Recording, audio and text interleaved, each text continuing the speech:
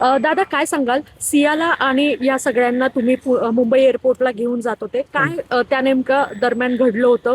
कुठून त्यांना पिकअप केलं? काय एकंदर त्या दिवशीची पूर्ण घटना होती जोपर्यंत तुम्ही एअरपोर्टला सोडलं होतं? काय सांग मॅडम, मी त्यांना पिकअप केलं बिबेवाडीमधनं. मला बुकिंग भेटली होती निळकंठ ट्रॅव्हल्समधनं.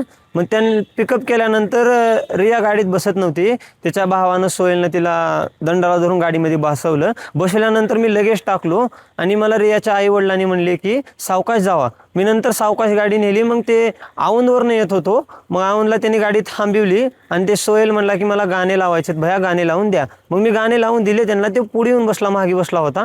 नंतर मी लोड्यात गेलो. लोड्यात गेल्यानंतर ते म्हणले की तुम्ही खाली थांबा, आम्ही वरी जाऊन येतो 10-15 मिनिट. मग ते 15 मिनिट वरी गेले. नंतर 6 पॅसेंजर खाली आले, 4 पॅसेंजर गाडीमध्ये बसले. बसल्यानंतर मग मी लगेच टाकलं त्यांचं आणि तिथनं निघालो. मी फूड मॉलला गेलो.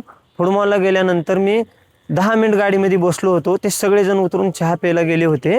गेल्यानंतर मग एक मुलगी आली माझ्यापाशी गाडीपाशी, भैया तुम्ही लॉक काढा गाडीचं म्हणले. मी लॉक काढलो गाडीचं. लॉक काढल्यानंतर ते त्यांच्या पर्समधलं काय ते सामान घेतले त्याने. मी मागे बघितलो तर मला खिशामध्ये घातल्यावर दिसलं. नंतर मग मी एवढं काही लक्ष दिलं नाही त्यांच्याकडे. मग नंतर ते अर्धा तासानं आले, गाडीमध्ये बसले. बसल्यानंतर मग मला चला म्हणले. मग मी निघालो मुंबई एअरपोर्टला. तिथे गेल्यानंतर ड्रॉप केलो मी. ड्रॉप केल्यानंतर मला त्यांचा कॉल आला. मी 200 मीटर गेलो होतो पुढे. भया गाडी तुम्ही मला माझं बॅग राहिले, मला बॅग आणून द्या. मग मी म्हणलो की रिवाज घेतो 200 मीटर गाडी, तुम्ही बॅग घेऊन या दादा म्हणलो तिकडे या म्हणलो चलत. मग त्यांनी 200 मीटर चलत आले. मी 200 मीटर मागे रिवाज गाडी घेतली. मग घेतल्यानंतर एक 500 मीटर मी खाली गेलो होतो. त्यांचा लगेच मला कॉल आला की भैया माझं पासपोर्ट विसरले गाडीमध्ये, बघा व्हिडिओ कॉल करतो मी. मग त्यांनी नंतर मला व्हिडिओ कॉल केला. व्हिडिओ कॉल केल्यानंतर मग मी त्यांना दाखवलं. ते म्हणले की भैया तुम्ही एअरपोर्टला या आणि मला मध्ये येऊन दाखवा. मग मी पार्किंगला गेलो. ते 2 जण आले होते मुलं. आल्यानंतर ते पासपोर्ट बघितला, बॅटरी लावून मोबाईलची सगळं. मग गाडीमध्ये काहीच नव्हतं. मग मी नंतर आलो बाहेर. मग मला आमच्या मालकाने दुसरं भाडं दिलं, मी आलो. ज्यावेळेस तुम्ही केतनला आणि रियाला मुंबई विमानतळावरती घेऊन जात होता, त्यावेळेस गाडीमध्ये वातावरण कसं होतं?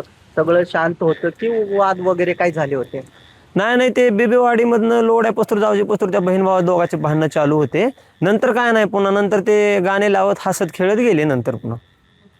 पण ज्या वेळेला तुम्ही त्या फुटबॉलला थांबले होते चहा पाणी करण्यासाठी, त्यावेळेला तुमच्या ही बाब लक्षात आली का की काहीतरी काढून घेतलेलं आहे बॅगेतून सियानी किंवा काय? नाही मॅडम, एवढं पर्सनल गोष्टीला आम्ही लक्ष देत नाही कस्टमरच्या. पण तुम्ही पाहिलं होतं की सिया बॅगेतून काहीतरी वस्तू वस्तू काढत ते बघत होतो मी. फूड मॉलला थांबल्यास पर्समधून काहीतरी काढत होते. मी मागे भेटल्यानंतर ते माझ्याकडे बघितले. नंतर मी त्यांच्याकडे पुन्हा बघायला नाही. मग ते खिशामध्ये घालून गेले ते मध्ये. मग गेल्यानंतर मला पुढले काही माहित नाही. मग 10-15 अर्धा तासात ते आले. मग नंतर आल्यानंतर नंतर कॉल केले. मग मी गाडी पुढे घेऊन गेलो त्यांच्याकडे. एबीपी माझा, उघडा डोळे बघा नीट.